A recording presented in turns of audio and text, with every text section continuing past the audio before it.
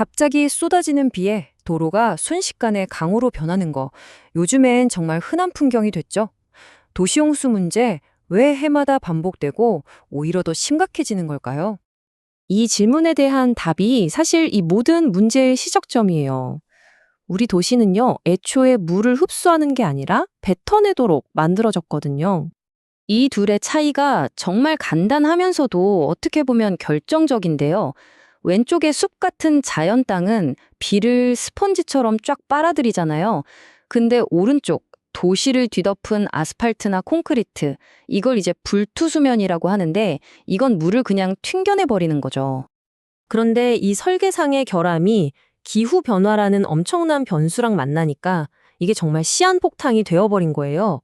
예전이랑은 비교도 안 되게 짧은 시간에 어마어마한 비가 쏟아지니까 우리 도시의 이 물을 뱉어내는 시스템이 더 이상 버티질 못하는 거죠. 그럼 예전에 이런 문제를 어떻게 해결하려고 했을까요? 바로 회색 인프라라는 걸 썼는데요. 이게 뭔지 한번 자세히 들여다볼까요?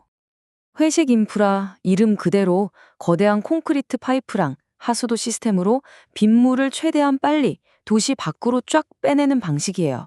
우리 눈에는 안 보이지만 땅 밑에서 도시의 혈관 같은 역할을 해왔던 거죠. 근데 여기에 아주 치명적인 문제가 있어요. 이 시스템이 예전 날씨, 그러니까 과거의 강수량에 맞춰서 설계됐다는 거예요. 도시는 점점 커져서 아스팔트 땅은 늘어나고 기후변화 때문에 비는 훨씬 세게 오는데 기존 배수관은 이걸 감당할 수가 없는 거죠. 결국 그게 터져서 우리가 매년 보는 도심 침수가 발생하는 거고요. 자, 그럼 이 낡은 회색 인프라를 대체할 새로운 해법은 없을까요? 있습니다. 바로 패러다임을 확 바꾸는 건데요. 녹색 인프라로 도시를 거대한 스펀지처럼 만드는 겁니다. 녹색 인프라는 말 그대로 자연의 방식을 도시로 가져오는 거예요. 그러니까 억지로 물을 막 빼내는 게 아니라 흙이나 식물 같은 자연의 힘을 빌려서 물이 자연스럽게 땅으로 스며들고 또 머물고 깨끗해지도록 만드는 거죠. 네, 바로 이거예요. 핵심은 도시 전체를 하나의 거대한 스펀지로 다시 설계하는 겁니다. 빗물을 골칫덩어리가 아니라 우리한테 필요한 자원으로 보고 도시 안에 잘 머금게 하자는 거죠. 생각의 전환 그 자체입니다. 자, 그런데 이 스펀지 도시라는 개념, 말은 좋은데 과연 현실에서 이게 가능할까요? 이제부터 이론을 넘어서 실제 사례를 한번 보시죠. 바로 대한민국 대전광역시에서 진행됐던 아주 똑똑한 실험 이야기입니다. 대전이 사실 예전부터 도시 홍수 때문에 피해를 많이 입었던 곳 중 하나예요. 바로 그래서 새로운 홍수 대책을 실험하기에는 정말 최적의 장소였던 거죠.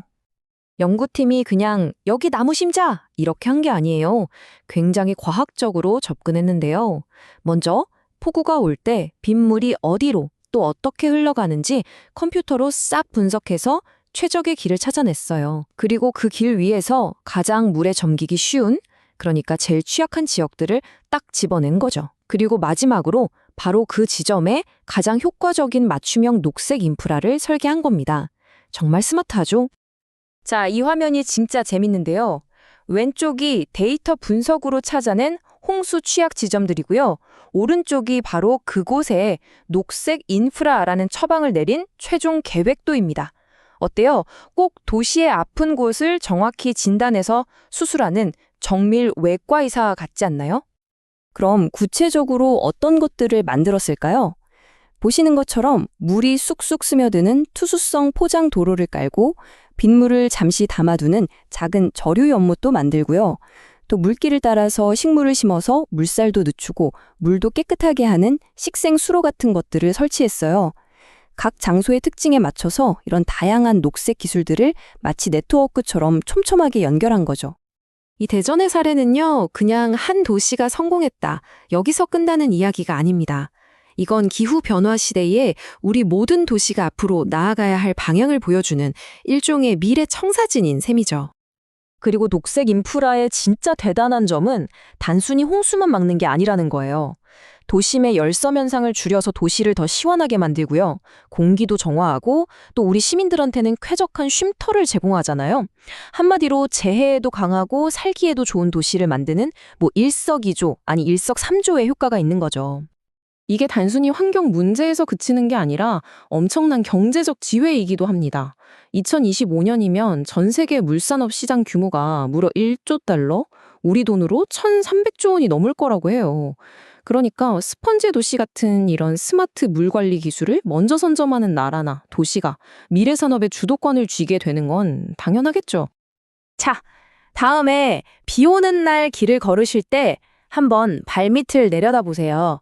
그리고 스스로에게 한번 물어보는 거죠. 지금 내가 딛고 있는 이 땅은 비를 꿀꺽 삼키고 있을까? 아니면 그냥 뱉어내고 있을까? 그 작은 질문에 우리 도시의 미래가 달려 있을지도 모릅니다.